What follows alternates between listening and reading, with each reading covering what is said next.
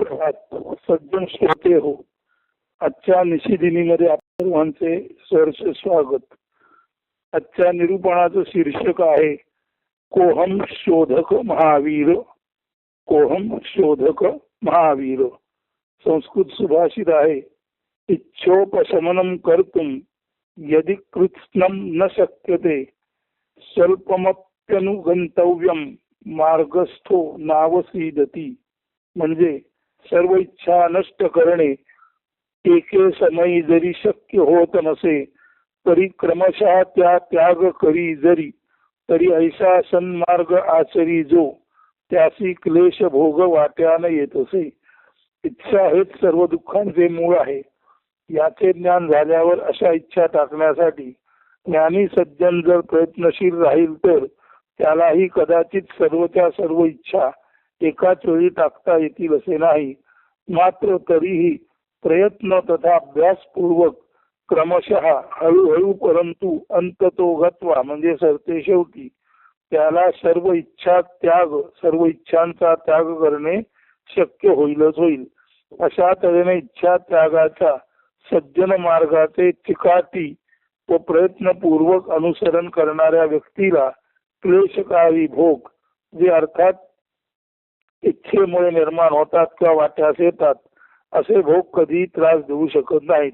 याचे कारण म्हणजे इच्छा त्यागाच्या सज्जन मार्गावर तो पुढे पुढे जात असल्याने, ध्येय मार्गावर अग्रेसर असल्याने खरे तर देहभान अर्पून तो आपल्या ध्येयपूर्तीकडे वाटचाल करीत असताना कमी जास्त क्लेश सहन करून किंवा खरे तर तिकडे सहज अलक्ष साधून ध्येय साध्यतेच्या सहजानंदाचाच वाढत्या प्रमाणात उपभोग घेत आणि ती संपूर्ण इच्छा त्याग साधून पूर्णतः मोक्ष अनुभूती प्राप्त करून घेतो.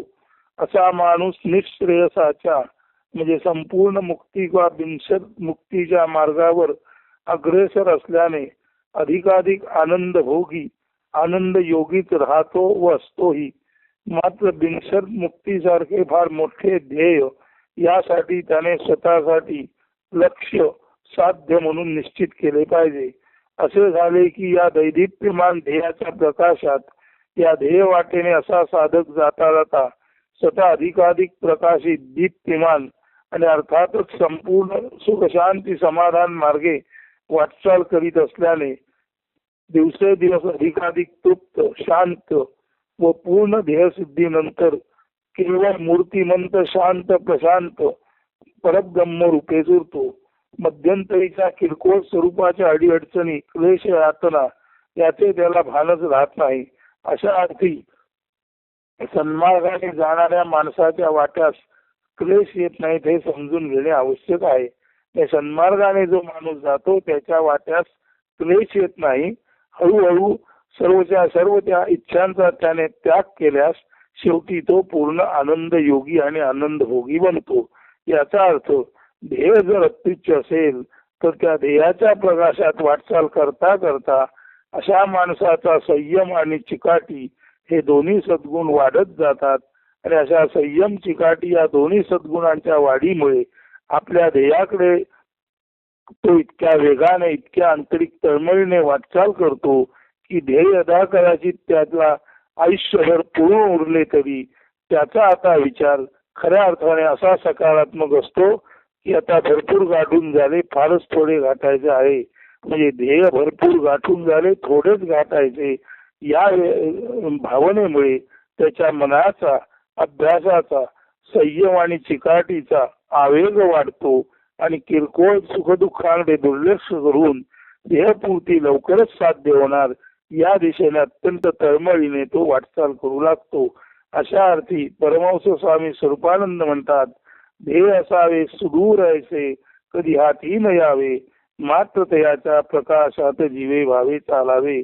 आपलं जे ध्येय आहे ते अत्युच्च असावं. कदाचित ते एका जीवनात हाती लागणार सुद्धा नाही, सिद्ध होणार सुद्धा नाही, परंतु आयुष्याला पुरून उरणारं ध्येय ज्याने आपल्यासाठी निश्चित केलं तो आयुष्यभर त्या ध्येय प्रकाशाच्या त्या उजेडाच्या मार्गाने सतत पुढे पुढे पुढे पुढे जात राहतो. आणि असा सतत पुढे पुढे जाणारा माणूस नेहमीच ध्येय सिद्धीच्या जवळ आल्याचा आनंद उपभोगतो आणि अद्याप जे ध्येय पूर्ण झाले नाही त्याचा विचारही त्याच्या मनाला शिवत नाही. आता फारच थोडे अंतर गाठायचे आहे.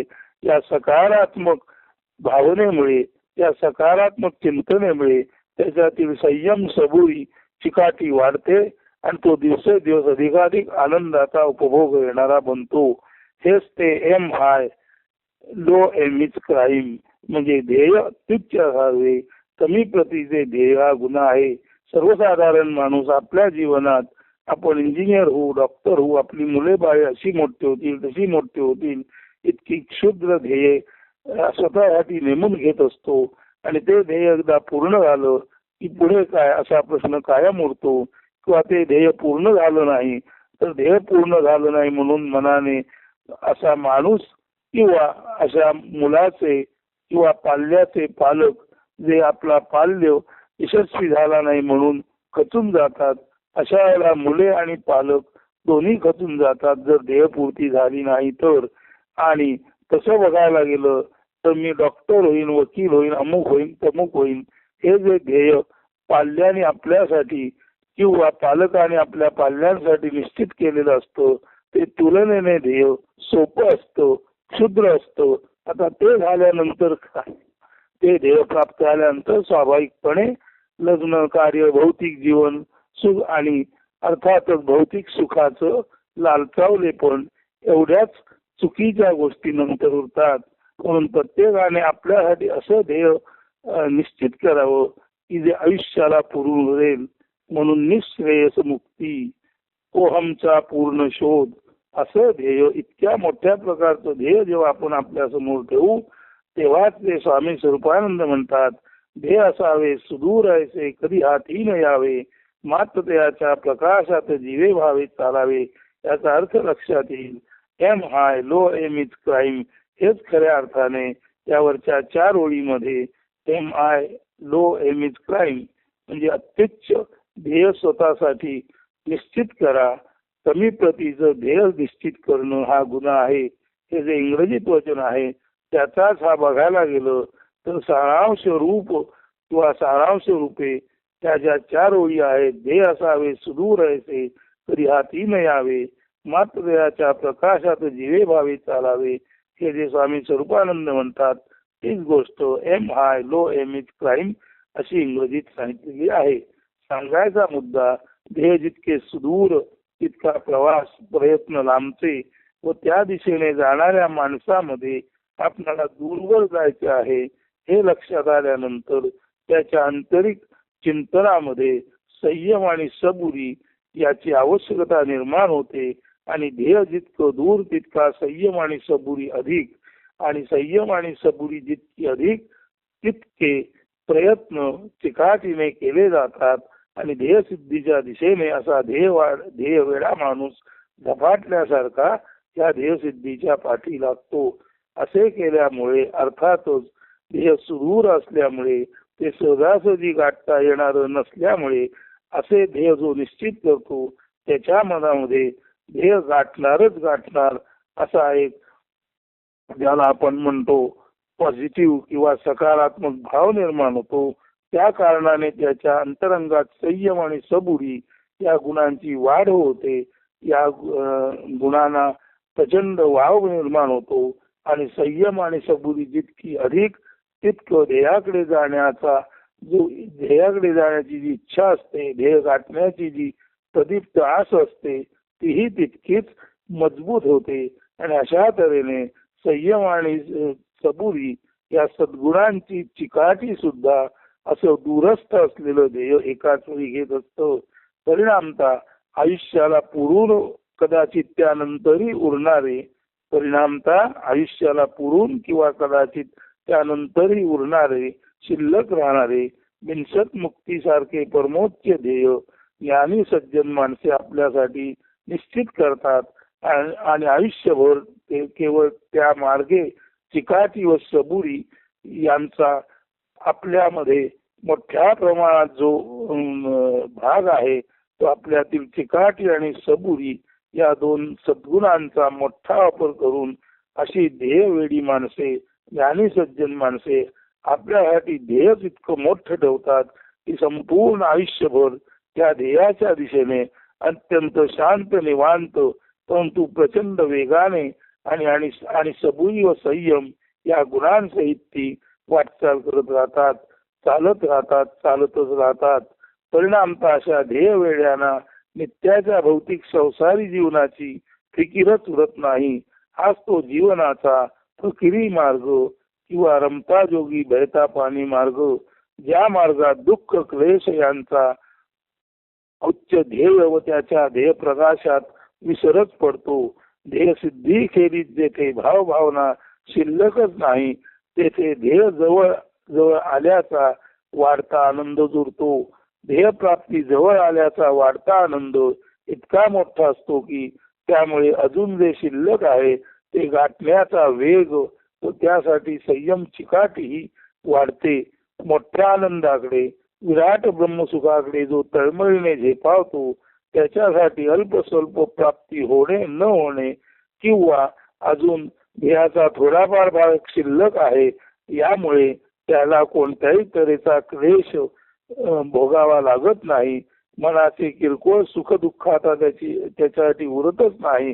कारण चरैवेती साधो चरैवेती या पद्धतीने ज्ञान मार्गाकडे आता हा सज्जन माणूस साधुत्वात ज्याचं रूपांतर होतो तो चालतच असतो आणि असा जो माणूस ध्येय मार्गाकडे संपूर्ण मुक्तीकडे केवळ मुक्तीकडे निश्रेयसाकडे जो झेपावतो असा जो माणूस आहे त्याच्यासाठी मिळालं त्याचा आनंद आणि न मिळालं ते गाठण्यासाठी मोठ्या वेगाने सतत तळमळीने पुढे वाटचाल करत राहणं एवढाच भाग उरतो.